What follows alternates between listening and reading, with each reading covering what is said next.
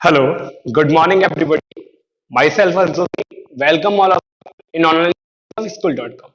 Last video lecture में हम लोगों ने रेशनल नंबर लाइन पर रिप्रेजेंट करना सीख लिया था। दो रेशनल नंबर के बीच में रेशनल नंबर फाइंड करना सीख लिया था। इस वीडियो लेक्चर में हम लोग किसी भी रेशनल नंबर को डेसिमल फॉर्म में कन्वर्ट करते हैं वो सीखेंगे। दो मेथड होंगे हमारे पास। पहला होगा मेथड या लॉन्ग डिवीजन मेथड। आप लोगों ने 8 डिवाइड कर करके उसे डेसिमल फॉर्म में कन्वर्ट करना। लेकिन आज 9th क्लास के आप एक नया मेथड सीखेंगे और बहुत ही स्पेशल और बहुत ही सिंपल मेथड सीखेंगे, रेशनल नंबर को डेसिमल फॉर्म में कैसे कन्वर्ट करना। ठीक है, तो पहले मैं आपको सिखाता हूँ रेशनल नंबर को डेसिमल फॉर्म में कैसे कन्वर्ट करते हैं लॉन्ग डिवीजन मेथड से। फर्स्ट मेथड है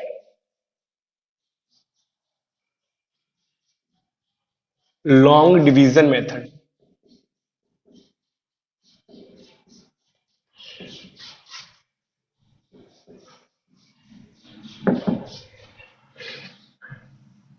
कोई भी रेशनल नंबर ले लेते हैं। मान लीजिए ये दे रखा है आपको 25/8। इसे किस में कन्वर्ट करना है? डेसिमल फॉर्म में। किससे? लॉन्ग डिवीजन मेथड से। कैसे डिवाइड से कन्वर्ट करना है, तो कैसे करेंगे? 8 का डिवाइड करेंगे किसमें? 25 में। 8 3 टाइम्स होता है 24। रिमाइंडर कितना बचेगा? 1। आपको पता है 8 से अब 1 में तो डिवाइड होगा नहीं, तो क्या करेंगे? आप डेसिमल लगाएंगे, और डेसिमल जैसे ही लगाएंगे आप कुछ एंड में, वैसे ही एक यहाँ 0 बढ़ जाएगा। जब 0 बढ़ जाएगा 8 से 10 में डिवाइड हो जाएगा कितने टाइम्स? 1 टाइम्स। डिवाइड करिए, कितने टाइम होगा? 1 टाइम्स। 8 बन जाए 8, 2 रिमाइंडर। डेसिमल लगने के बाद एक 0 बढ़ाया जा सकता है, आपको पता है, क्लास 8 तक आपको टीचर्स ने सिखाया हुआ है। तो 8 से डिवाइड करेंगे आप किसमें? 20 में। कितने टाइम्स होगा? 8 2 जा 16। कितना बचेगा? 4। फिर से डेसिमल लगा हुआ है, एक 0 बढ़ाएंगे आप। 8 से कितने टाइम्स होगा? 5 टाइम्स। तो 8 5 जा 40। तो ये हो गया आपका, कितना आया? 3.125। क्लियर? नेक्स्ट 10/3। क्या आएगा इसका आंसर? वही 3 से डिवाइड करेंगे आप 10 को। कितना आएगा? 3 3 जा 9। रिमाइंडर आएगा 1। जैसे ही डेसिमल लगाओगे आप 0 हो जाएगा। फिर 3 से 3 टाइम्स, 3 3 जा 9। फिर से रिमाइंडर 1 आ गई। जो यहां रिमाइंडर था वही रिमाइंडर यहां आ रहा है। जब रिमाइंडर सेम आ जाता है तो ये समझ लीजिए वहां डेसिमल फॉर्म रिपीटेशन होना स्टार्ट हो जाता है। देखते हैं कैसे रिपीटेशन होगा। आपको पता है 0 हो जाएगा, यहाँ 10 हो गया। 3 टाइम्स फिर करेंगे, फिर 9, फिर 1, फिर 0, 3 3 जा 9, 1। आपको पता है बार बार 1 आ रहा है, और डेसिमल की वजह से 0 लगाएंगे 10 आएगा। हर टाइम्स क्या होगा? 3 से 3 टाइम्स डिवाइड होगा, तो ये क्या होगा? ऐसे ही आगे कंटिन्यू हो जाएगा। तो इसका मतलब क्या है? इसे लिख पाएंगे 3.33। और आपको पता है इस चीज को, जब डेसिमल के बाद रिपीटेशन स्टार्ट होता है तो उसे बार से रिप्रेजेंट करते हैं। तो इसे लिख सकते हैं आप 3.3 बार। क्योंकि डेसिमल से आगे पे बार नहीं लगाते, आप डेसिमल की बाद की वैल्यूज पे बार लगाते हैं। तो डेसिमल के बाद कौन आ रहा है? 3 आ रहा है, तो 3 रिपीट कर रहा है हर बार, तो 3.3 बार। क्लियर? ये समझ आप लोग को। नेक्स्ट और ले लेते हैं कुछ एग्जांपल्स। थर्ड एग्जांपल है आपका -17/8। अब इसे भी हमें लॉन्ग डिवीजन मेथड से करना है। सबसे बड़ी बात मैं आपको बता देता हूं, लॉन्ग डिवीजन मेथड से करने के लिए आपको पता है डिवाइड करना होता है, और डिवाइड में आपको पता है वहां दोनों ही पॉजिटिव वैल्यूज होती है। तो आपको इसमें -17 में 8 से डिवाइड नहीं करना। आपको पता है इसकी जो डेसिमल फॉर्म होगी वो किसके बराबर होगी? ये होगी निगेटिव ऑफ, किसके निगेटिव?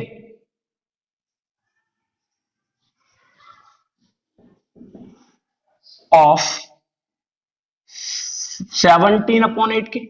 आपको पता है -17/8 कौन है? निगेटिव है। किसका निगेटिव है? 17/8 के। तो अगर हम 17/8 की डेसिमल फॉर्म निकाल लेंगे, उसमें माइनस का मल्टीप्लाई कर लेंगे, तो इसकी डेसिमल फॉर्म हमें मिल जाएगी। क्लियर? तो कैसे करेंगे? 8 से डिवाइड करिए 17, 8 2 जा 16, 1 रिमाइंडर, डेसिमल लगाएंगे 0, 8 बन जाए 8, कितना बचेगा यहां? 2 रिमाइंडर 0, 8 2 जा 16, 4 रिमाइंडर 0, 8 5 जा 40। तो इसकी जो डेसिमल फॉर्म होगी वो क्या होगी? नेगेटिव ऑफ इसकी डेसिमल फॉर्म की, और इसकी डेसिमल फॉर्म कितनी है? 2.125 और ये माइनस। क्लियर? एक लास्ट एग्जांपल हम लोग ले लेते हैं, फोर्थ वन,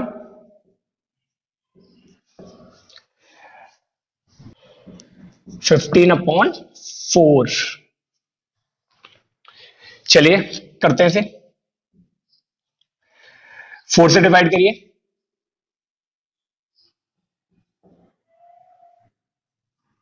4 3 जा 12, कितना बचेगा? यहाँ 3 बचेगा, डेसिमल लगाएंगे 30 हो जाएगा। 4 7 जा,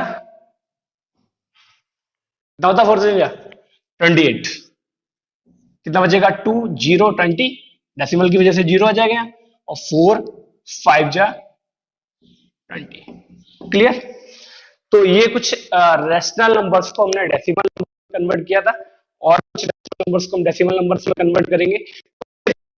आपको कुछ नोटिस कराना जरूर चाहेंगे।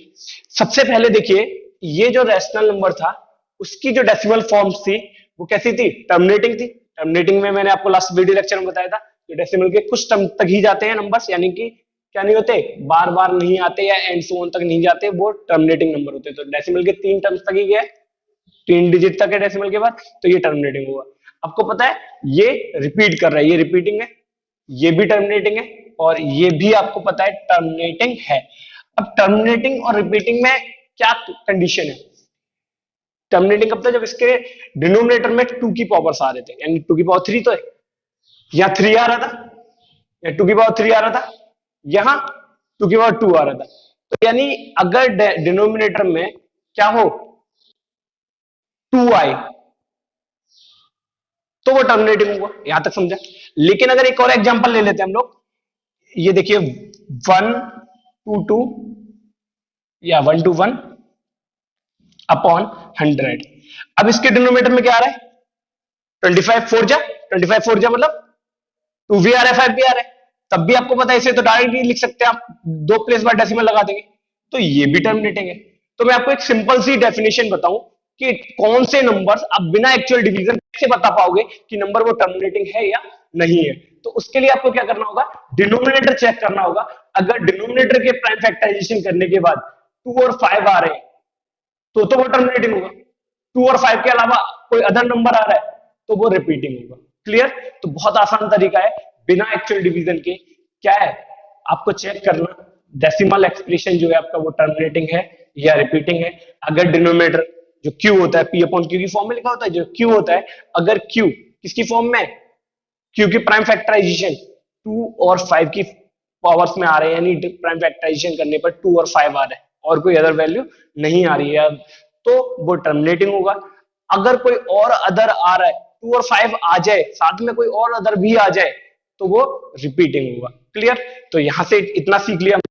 अब नेक्स्ट हम बिना एक्चुअल डिवीजन के कैसे चेक करेंगे ये टर्मिनेटिंग है या रिपीटिंग है, वो देखते हैं। तो अब हम लोगों को सेकंड मेथड है without actual division.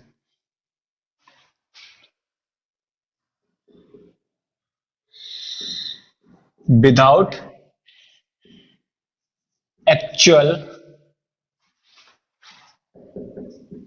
Division.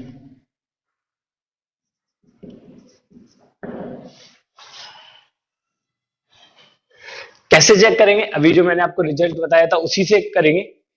If A rational number is in the form of p by q. कोई रैशनल नंबर किसकी फॉर्म में? पी वाई क्यू की फॉर्म में। And the prime factorisation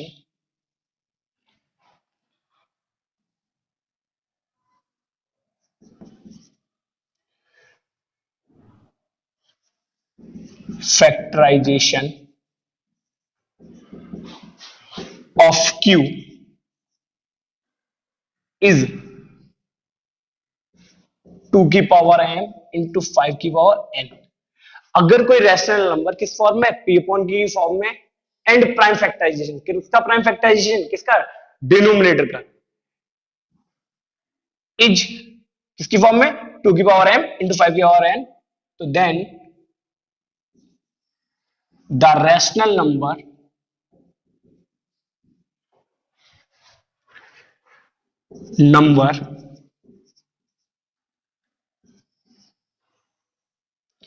is terminating.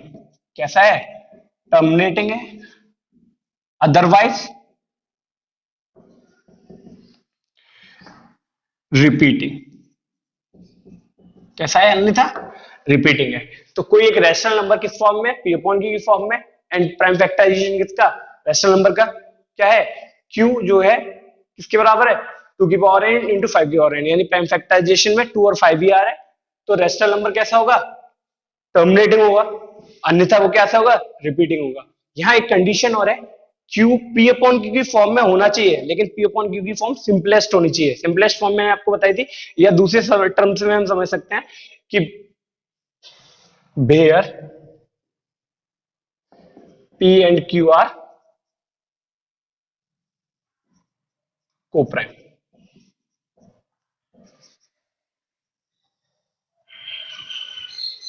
Clear? तो coprime का मतलब है उनमें कुछ भी कॉमन नहीं होना चाहिए। क्लियर हुआ? तो अब हम लोग एग्जांपल ले लेते हैं। तो ये क्या एग्जांपल लेता हूं मैं? क्या एग्जांपल्स में बोला जाएगा हम लोग को? Without actual division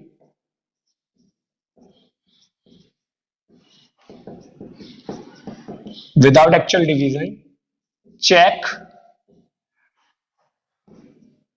the given rational number is terminating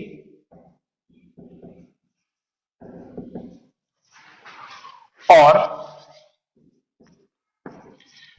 repeating। जो रैशनल नंबर है वो टर्मिनेटिंग है या फिर रिपीटिंग है। If it is terminating. अगर कैसा है? ये टर्मिनेटिंग है, then convert in decimal form.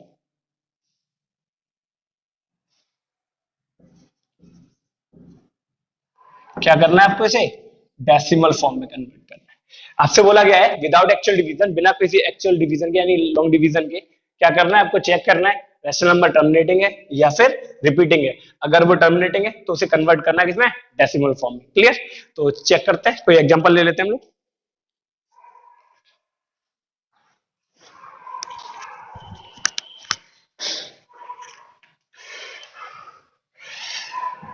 पहला एग्जांपल है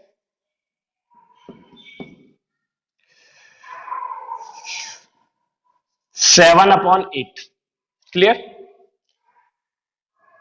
आपको पता है 7/8 को जब हम फैक्ट लिखेंगे तो ये हो जाएगा 7/8 को लिख लेंगे 2 की पावर 3, और 2 की पावर 3 यानी डिनोमिनेटर में जो आ रहा है वो 2 ही आ रहा है, 5 नहीं आ रहा है। तो आपको पता है 5 नहीं आ रहा है, तो यहाँ पे 2 की पावर 3 इंटू 5 की पावर 0 लिख सकते हैं, क्योंकि 1 लिख सकते हैं। जब 1 लिख सकते हैं तो आपको पता है इसे 5 की पावर 0 लिख सकते हैं। तो देखो 2 की पावर m इंटू 5 की पावर n में कन्वर्ट हो गया, और कोई तो आ नहीं रहा 2 और 5 के अलावा। तो क्या होगा? ये टर्मिनेटिंग होगा। कैसे होगा? लिखते हैं since the denominator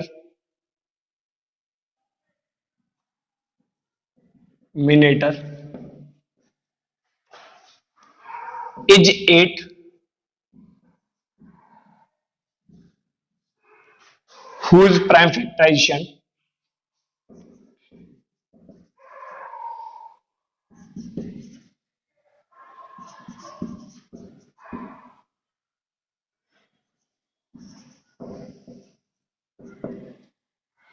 is, कितना है प्राइम फैक्टराइजेशन आपको पता है? 2 की पावर 3 इंटू 5 की power 0, which is in the form of, किसकी फॉर्म में? 2 की पावर m इंटू 5 की power n, so it is terminating.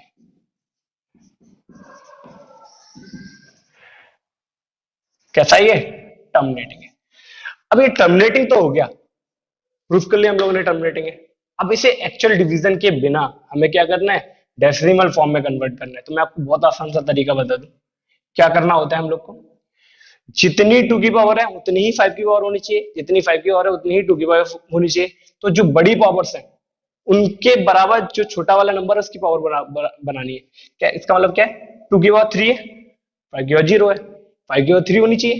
तो 5 की पावर 3 को कंप्लीट करने के लिए 5 की पावर 3 का ऊपर, 5 की पावर 3 का नीचे। तो ऊपर कितना हो जाएगा? 7 इंटू 5 की पावर 3 होता है 125, और नीचे हो जाएगा आपका 2 की पावर 3 इंटू 5 की पावर 3, तो 2 इंटू 5 की होल पावर 3। क्लियर? 7 5 जा 35, कितना बचेगा? 3, 7 2 जा 14 और 3 17, 1 7 और 1 8, होल अपॉन ये 2 5 जा 10 की पावर 3, और 10 की पावर 3 1000 का जब डिवाइड करोगे तो ये हो जाएगा 0.875। क्लियर? तो ये विदाउट एक्चुअल डिवीजन आपने कन्वर्ट करना सीख लिया। अब कुछ और नंबर्स से ले लेते हैं हम लोग।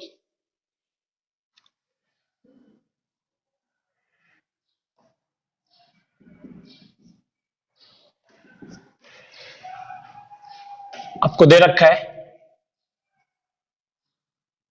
5 11 अपॉन 50। क्या देखा आप लोगों ने यहां? इसे लिख सकते हैं 5 11 अपॉन इसके प्राइम फैक्टराइजेशन करोगे 25 2 जा होता है 2 इंटू 25 का मतलब 5 की पावर 2। क्या देखा आप लोगों ने यहां? सिंस जो Q है वो क्या है? 50 है, और जो किसके बराबर है? 2 इंटू 5 की पावर 2 के बराबर है। तो आपको पता है कि जो QR है, डिनोमिनेटर R है, वो किस फॉर्म में? 2 इंटू 5 की पावर में 2 की पावर m और 5 की पावर n में। तो लिखेंगे which is in the form of 2 की पावर m इंटू 5 की power n, so it is a terminating decimal form number. तो ये नंबर जो होगा वो टर्मिनेटिंग डेसिमल नंबर होगा। तो लास्ट क्वेश्चन की लैंग्वेज मैंने काफी लेंथी किया था आपको समझाने के लिए, तो आप शॉर्ट में ऐसे लैंग्वेज लिख सकते हैं क्वेश्चन। क्लियर? तो इसे क्या करेंगे? 5 आपको बताया था लास्ट क्वेश्चन में मैंने, जितनी 5 की और होंगी उतनी ही 2 की, जितनी 2 की होंगी उतनी 5 की। तो यहाँ 5 की और ज्यादा है, 2 है, 2 की पावर 1 है, तो क्या करेंगे? 2 की पावर 1 कम है तो 2 का ऊपर नीचे मल्टीप्लाई करेंगे, तो 2 की पावर 1 इंटू 5 की पावर 2 था, 2 का न्यूमिनेटर में 2 का डिनोमिनेटर में, तो कितना हो जाएगा ये? 2 का करेंगे 5 2 2 2 1 जा 2 2 1 जा 2 5 जा 10 अपॉन, आपको पता है 2 की पावर 2 हो गई, 5 की पावर 2 हो गई, तो दोनों को लिख सकते हैं 2 इंटू 5 की पावर 2। क्लियर? क्योंकि आपको क्लास 8 में पढ़ाया था a की पावर m लिखा हो, v की पावर n लिखा हो, m लिखा हो, तो लिख सकते हैं a इंटू वी की पावर m। तो वही लिखा हुआ है, देखो 2 की पावर भी 2 है, 5 की पावर भी 2 है, तो 2 इंटू 5 की पावर 2। तो यहां देखो आपको पता है 10 की पावर 2 हो जाएगा, और 10 की पावर 2 का मतलब होता है 100, और 100 का जब डिवाइड करता है तो 2 प्लेस बाद डेसिमल आ जाता है, तो 10.22। क्लियर। नेक्स्ट एक और ले लेते हैं हम लोग।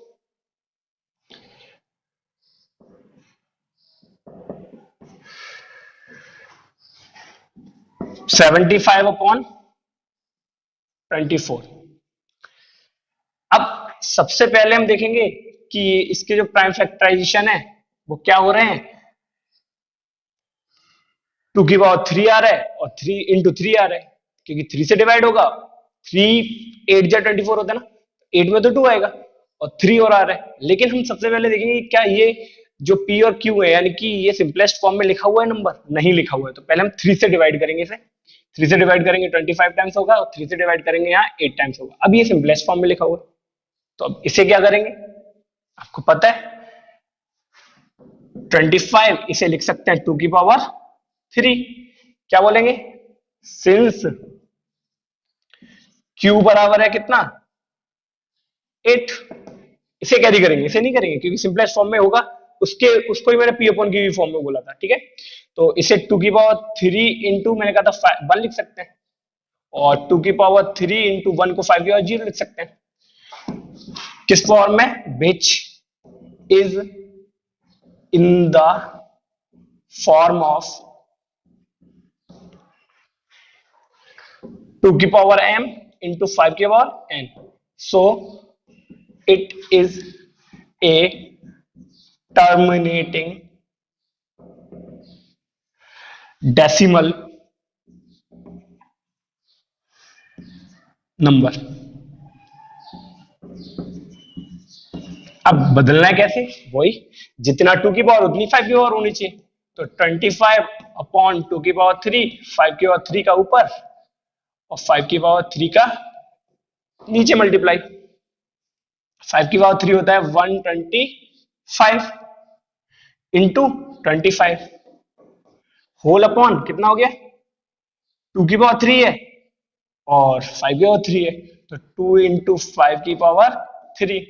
25 5 जा 125, 12 कैरी, 25 2 जा 50, 12 62, 6 कैरी, 25 1 जा 25 और 6 31 अपॉन 10 की पावर 3, तो ये हो जाएगा आपका 1000 है 3.25, 3.125। क्लियर, ये हो गया आपका नंबर। तो ऐसे actual division, without actual division के ऐसे आपको डेसिमल फॉर्म में कन्वर्ट करना है। लास्ट एग्जांपल और देख लेते हैं हम लोग। अब लास्ट वन हम लोग चेक करते हैं। आप लोगों को दे रखा है 7/15, इसे 7/15 को लिख सकते हैं 3 इंटू 5। आपको यहां पता है कि जो सिंस Q था वो कितना था 15 था, और जो किसके बराबर था 3 इंटू 5।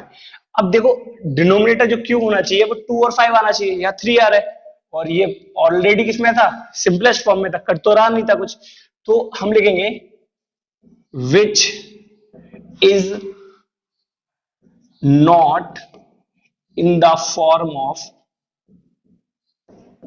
किसकी फॉर्म में नहीं है, 2 की पावर m इंटू 5 की power n, so it is not terminating. कैसा नहीं होगा, ये टर्मिनेटिंग नहीं होगा, वट रिपीटिंग। लेकिन कैसा हो जाएगा ये रिपीटिंग। मैंने आपको यहां से रिपीटिंग क्यों लिख दिया, टर्मिनेटिंग नहीं होगा ये तो कंफर्म है।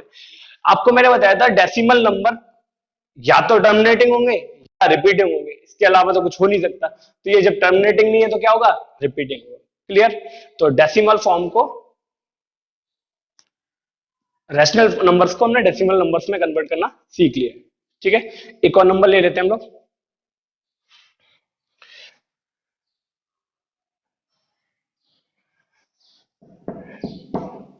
1/7, इसे हमें कन्वर्ट किस में करना है, डेसिमल नंबर में। लेकिन सबसे बड़ी कंडीशन ये हम इसे किसकी हेल्प से कर सकते हैं, लॉन्ग डिवीजन में, क्योंकि आपको पता है डिनोमिनेटर तो 2 और 5 में आ नहीं रहा है, तो हम लॉन्ग डिवीजन से कैसे करेंगे वो देख लीजिए आप लोग। 7 को से डिवाइड करना है किसको, 1 को,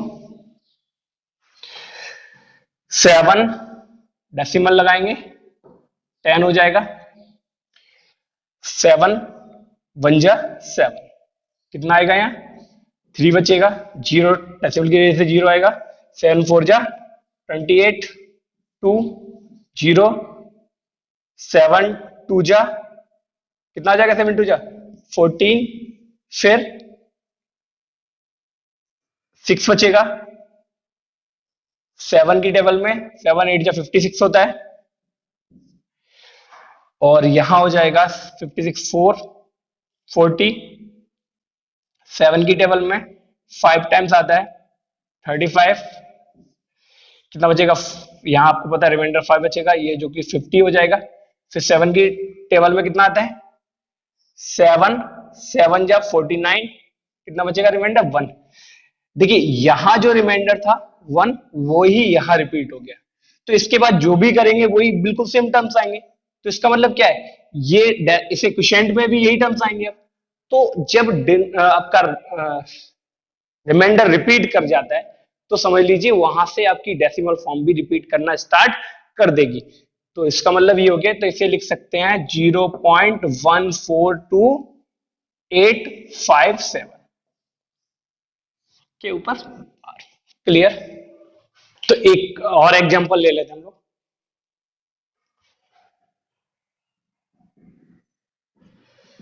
2/17, इसे भी एक्चुअल डिवीजन से करेंगे, कैसे करेंगे देखिए, 17 से डिवाइड करेंगे किसको, 2 को, करिए, डेसिमल लगाएंगे, कितना हो जाएगा यहाँ 20, कितने टाइम्स हो जाएगा 1 टाइम्स 17, रिमाइंडर बचेगा यहाँ 3, डेसिमल लगाएंगे की वजह से जीरो बढ़ेगा, 17 बन जा 17, कितना बचेगा यहाँ रिमाइंडर 13, फिर जीरो बढ़ जाएगा, 17 की टेबल में 130 आता है, 17 7 जा होता है 119, क्लियर, और 17 8 जा होता है 136, 8 टाइम्स तो होगा नहीं, तो 17 7 जा 119, क्लियर, तो यहां हो जाएगा आपका 1 बचेगा और 1 बचेगा, 11 बचेगा यहाँ, फिर जीरो, 17 की टेबल में 110 आता है, नहीं आता, कितना आता है 102 आता है, कितने टाइम्स आता है 6 टाइम्स, तो 102,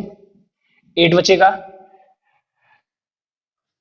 80 हो गया, 17 5 जा 85 होता है, तो 4 टाइम्स जाएगा यहाँ, 4 टाइम्स कितना हो जाएगा आपका 68, कितना बचने वाला है 12 बचने वाला है, फिर जीरो, 17 7 जा 119, क्लियर, कितना बचेगा 1, नेक्स्ट जीरो लगाएंगे, डेसिमल की वजह से जीरो हो जाएगा, लेकिन ये अभी भी डिवाइड नहीं होगा क्योंकि आपको पता है 17 से 10 तो डिवाइड होने वाला है नहीं, तो क्या करेंगे आप फिर यहाँ जीरो लगाएंगे, जब जीरो लगाएंगे यहाँ तो कितना हो जाएगा 100 हो जाएगा, अब 17 की टेबल में कितने 6 टाइम तो आता है 102 और 5 टाइम्स आता है 85, तो ये जो है कितने टाइम्स हो जाएगा 5 टाइम्स, कितना हो जाएगा 185 हो जाएगा, तो ये आपको मिलेगा 15, 15 डेसिमल की वजह से जीरो हो जाएगा, 17 की टेबल में 150 आता है, नहीं आता, 17 8 जा होता है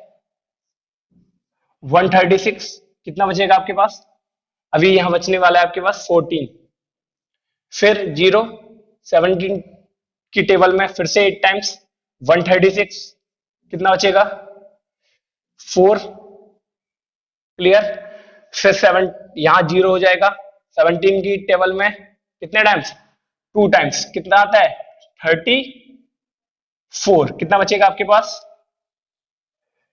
यहां बचने वाला है आपके पास 6, क्लियर, लेकिन अभी भी नहीं आया तो फिर से जीरो हो जाएगा, 17 की टेबल में 17 5 17 3 जा कितना होता है 51, तो 3 टाइम्स 51, कितना आ जाएगा आपके पास, यहां हो जाएगा आपके पास 9, तो ये हो गया 90, 90 होगा नहीं, फिर आपको पता है 90 जब नहीं होगा तो 5 टाइम्स हो जाएगा 85, कितना बचेगा 5 बचेगा, क्लियर, कोई भी अभी भी रिमाइंडर कोई रिपीट नहीं करना स्टार्ट हुआ था, अब देखते हैं आगे रिपीट करेगा या नहीं करेगा, चेक कर लेते हैं, तो फिर ये हो जाएगा जीरो, 17 की टेबल में 2 टाइम्स कितना आता है 1, सॉरी 2 टाइम्स आता है 34, तो ये हो जाएगा 16। अब 0 160, 17 की टेबल में 9 टाइम्स आता है 153। कितना बचेगा यहां? 7 0 7 की टेबल में 17 की टेबल में आता है 4 टाइम्स 68। कितना आ जाएगा? 2। देखिए यहां 2 रिमाइंडर था, यहां भी शुरुआत में भी 2 रिमाइंडर था, रिमाइंडर सेम आ गया, रिमाइंडर रिपीट कर गया। जब रिमाइंडर रिपीट कर गया तो यहां से डेसिमल फॉर्म भी रिपीट करना स्टार्ट कर देगी। तो इसका मतलब क्या है? इसकी डेसिमल फॉर्म कितनी होने वाली है? 0.1176476058823529 के ऊपर बार। अब मैं आपको कुछ कंक्लूजन देने वाला हूं, समझिएगा ध्यान से। अगर कोई भी rational number P upon Q की फॉर्म में लिखा हो, सिंपलेस्ट फॉर्म में हो वो, और क्यू अगर प्राइम नंबर हो, तो उसकी जो रिपीटिंग ब्लॉक है उसमें मैक्सिमम नंबर हो सकते हैं कितना? क्यू। अगर मान लेते यहां पी अपॉन क्यू की फॉर्म में लिखा है और क्यू प्राइम है, तो क्यू -1 यानी यहां 17 है, तो 17 माइनस 16, मैक्सिमम कितने हो सकते हैं? 16। लास्ट क्वेश्चन किया था हमने 1/7, तो उसमें आपने देखा था कि रिपीटिंग ब्लॉक में कितने डिजिट आ रहे थे? 6। 7 - 1 6, एक कम आएगी। तो यहां भी 17 है, तो यहां देखो एक कम होगा, 4 4 8 4 12 और 4 16। तो मैक्सिमम नंबर कितने हो सकते हैं रिपीटिंग ब्लॉक में? 16। ठीक है, तो अगर ऐसे कोई प्राइम नंबर हो अगर 2 और 5 के अलावा, तो उनमें हमेशा क्या होने वाला है? जो रिपीटिंग ब्लॉक है उसमें कितने नंबर्स आएंगे मैक्सिमम? जो भी क्यू है उससे एक कम, यानी 17 है तो 17 से एक कम, 19 होगा तो 19 से एक कम 18। क्लियर? 7 है तो 7 से एक कम 6। ठीक है, तो इस वीडियो लेक्चर में इतना ही। मैं आपको इन क्वेश्चंस की प्रैक्टिस के लिए एक्सरसाइज